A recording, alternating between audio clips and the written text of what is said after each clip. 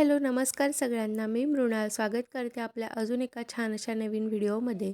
तर आज आपण आलेलो आहोत अहमदाबादमधील साबरमती आश्रम बघण्यासाठी. तर हा साबरमती आश्रम भारतातील गुजरात राज्यामधील अहमदाबाद शहराजवळ साबरमती नदीच्या किनाऱ्यावरती आहे. याची स्थापना गांधीजींनी 17 जून इसवी सन 1917 साली केली. तर या मागची पुढची सगळी संपूर्ण माहिती तुम्हाला मी व्हिडिओमध्ये तर देणारच आहे.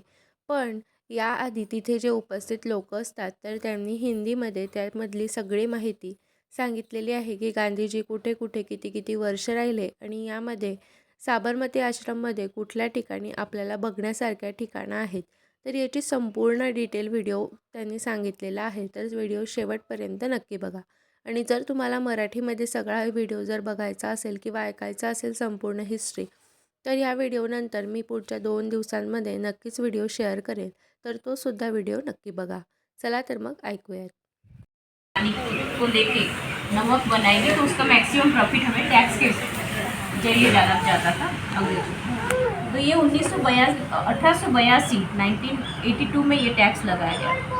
ये धीरे धीरे करके बढ़ता गया और जब हम विरोध किए, मतलब गांधी जी के साथ भारतवासी इसको विरोध किए नमक के कर को, तो उस समय इतना प्रतिशत बढ़ गया था, 2400 रुपये हो गया था।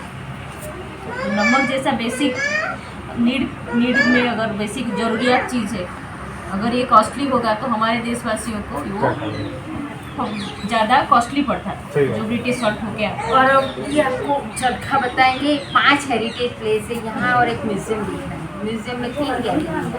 गांधी जी अहमदाबाद में टोटल 15 साल है, उसकी माहिती है। तो आप देखेंगे वहाँ तीनों लैंग्वेज में सब आप आए हैं। इधर गाइड का काम क्या है कि क्या देखना है वो बताएंगे। एक वेबसाइट यहाँ से लॉन्च किए, पीछे है ये रहा। एक वर्चुअल टूर भी आप इस माध्यम से भी आप जा सकते हैं। आपको जो 5 हेरिटेज प्लेस देखने हैं उसमें ये मेन है। 107 साल पुराना है। गांधी जी 12 वर्ष यहाँ अंदर जाएंगे तो गांधी जी की पत्नी कस्तूरबा जी का रूम है। नेक्स्ट कस्तूरबा रूम लेके जाइए, ले जाइए। अच्छा हाँ, कोई बात। किचन में आप देखेंगे तो पत्थर की थाली, लकड़ी की थाली, जो जो यूटेंसिल्स गांधी जी उस समय आश्रम में सब इस्तेमाल करते थे। पानी का अपोजिट में जो चरखा और वॉकिंग स्टिक है ओरिजिनल, और चरखा गैलरी है यहाँ पर सर। चरखा गैलरी जो है वो आश्रम को जब 100 साल पूरे हुए, हमने अलग अलग प्रांतों के चरखे की प्रदर्शनी, तो सीधे जाएंगे तो चरखा गैलरी आएगी। म्यूज़ियम में वहाँ से भी जा सकते हैं। तो म्यूज़ियम में जाएंगे तो गांधी जी का पूरा जीवनी, जैसे पोरबंदर में जन्मे, राजकोट में ही ज़्यादा रहे, इंग्लैंड पढ़ने के लिए गए, 21 साल साउथ अफ्रीका रहे, 15 साल यहाँ रहे, महाराष्ट्र में यहाँ से जाने के बाद काफ़ी समय तक वर्धा में और फिर सेगांव में रहे। 5 आश्रम है गांधी जी के। पूरी माहिती, पूरी लाइफ स्टोरी जो है, जैसे फिनिक्स सेटलमेंट, ऑस्टर फार्म, 2 आश्रम उनके साउथ अफ्रीका में है। 2 आश्रम यहाँ अहमदाबाद में। आने पर तो शुरुआत में किराए के मकान में सब लोग रहते। 20 लोग गांधी जी के साथ साउथ अफ्रीका गए, तो 2 साल किराए के मकान में रहे। यहाँ आना हुआ अचानक प्लेग का प्रकार था, तो सब लोग आए थे, रहे, फिर ये घर बना। गांधी जी तो बिहार में थे, मोतिहारी चंपारण नहीं, वापस आए तो उन्होंने कहा ये महल बना दिए, और गरीब लोगों को ऐसा मकान नसीब नहीं होता, वो बाहर से होती थी। और मीटिंग के लिए जिस घर में बैठते थे वहाँ, यहाँ से झाँक के देख सकोगे ओरिजिनल चरखा, राइटिंग गैस इधर गांधी जी का। हाँ, उसमें बैठ के आत्मकथा लिखे थे 1925। और उनके अक्षर आप देख पाएंगे यहाँ है। आश्रम की एक आचार संहिता खुद गांधी जी ने अपने हाथों से रची थी, लिखी थी, और सभी को वो फॉर्मेट मिल जाती थी।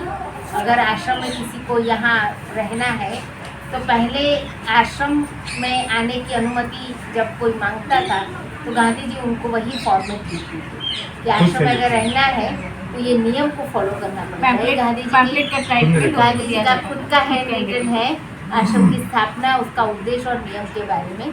तो सत्य, अहिंसा, ब्रह्मचर्य, अस्वाद, अस्तेय, अपरिग्रह, include 6 no for freedom struggle. तो 11 रूल्स कंपल्सरी थे। तो आप यहाँ पूरा घूमेंगे। कोई भी आपको अगर प्रश्न है तो आप पूछेंगे। बुक शॉप में जाएंगे तो किताब खरीद पाएंगे, गिफ्ट आर्टिकल भी है। खाली शॉप में भी जा सकते हैं। यहाँ विनोबा जी का घर हुआ करता था। विनोबा जी कुछ ही समय रहे क्योंकि महाराष्ट्र में सेटल हो गए थे। एक महिला आई थी विदेश से जिनका नाम मैडम इंस्लेट था। वो तो काफ़ी 34 साल रही थी। शुरुआत में 8 साल इसी तरह। गांधी जी तो उन्हें मीरा ही कहते थे। प्रार्थना होती थी सुबह 4:20 400-500 लोग इकट्ठा होते। तो प्रार्थना का शेड्यूल ये रहता था उनका सत्यनारायण वैदिक ताओ जैन बौद्ध इस्लामी ईसाई सिख प्रार्थना मंगल भजन। गांधी जी तो प्रार्थना स्थल आप अंदर जाना चाहो, मट्टी के स्पर्श करना चाहती हो तो ही शूज खोलना, बाकी बाहर से तो सब कुछ कहीं शूज खोलने की अब जरूरत नहीं।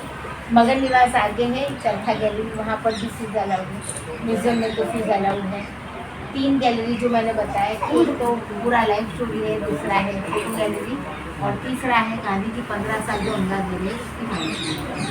तो पहली गैलरी जो है गांधी जी अहमदाबाद है, उसमें हमने हैंडमेड पेपर इस्तेमाल किए। हैंडमेड पेपर बनाना गांधी जी की नेपाली से तो पूरी गैलरी में वेस्ट कॉटन क्लोथ से बने हुए कागज का उपयोग हुआ है।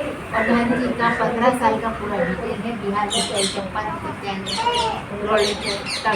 विदेशी कपड़ों की होली, चौरी चौरा का इंसिडेंट, पोहा हिंदू मुस्लिम दंगे हुए, वाइकम सत्याग्रह केरल, सब कुछ माहिती। ये देखो, ये रुई से धागा, कैसे रुई से धागा बनता है। हाथ में रुई है, ये पोर्टेबल चरखा है। इसको बंद कर देंगे तो ऐसे सूटकेस की तरह हो जाए। थ्रेड बन रहा हाथ में देखो कॉटन है, आपने कॉटन से निकाला, थ्रेड निकालते हैं, क्या निकालते हाँ हैं? थ्रेड, कॉटन का प्योर कॉटन का धागा। थ्रेड जो कपड़ा बनेगा वो होगा कॉटन के कपड़े या खादी के।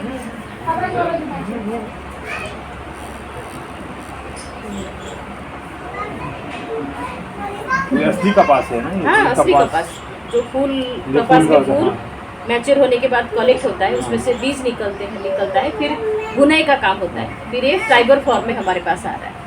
ये कॉटन के हमारे घर में होगा ना, थोड़ा सा ऐसे फाइबर्स लेके हाथ से घुमाते घुमाते खींचोगे ना तो ये क्या होगा, धागा के फॉर्मेट में बन जाएगा। घुमाना है और खींचना। ये कॉटन के बेसिक प्रॉपर्टीज है। इसी चीज पूरा धागे की तरह निकल रहा है।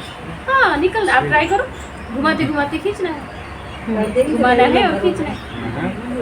यही जो प्रक्रिया आप स्लो लेकिन है। जो रुई आती है वो उतनी होती भी नहीं है ना, तो जो नहीं, मेडिकेटेड रुई रहती है। नहीं, मेडिकल कॉटन क्या है, उसको ज़्यादा हम क्लीन करते हैं और ज़्यादा कंप्रेस फॉर्म में रहता है। हाँ। फिर भी उसमें होता है। मैं घर में मुझे डाउट था कि हाँ, अभी मैं भी देख रहा हूँ कि इसमें जो हम लोग यूज़ करते हैं ना, हम लोग तो अगर बैंडेड केस के लिए कॉटन यूज़ भी करते हैं, वो इतना प्योर फॉर्म में नहीं रहता है।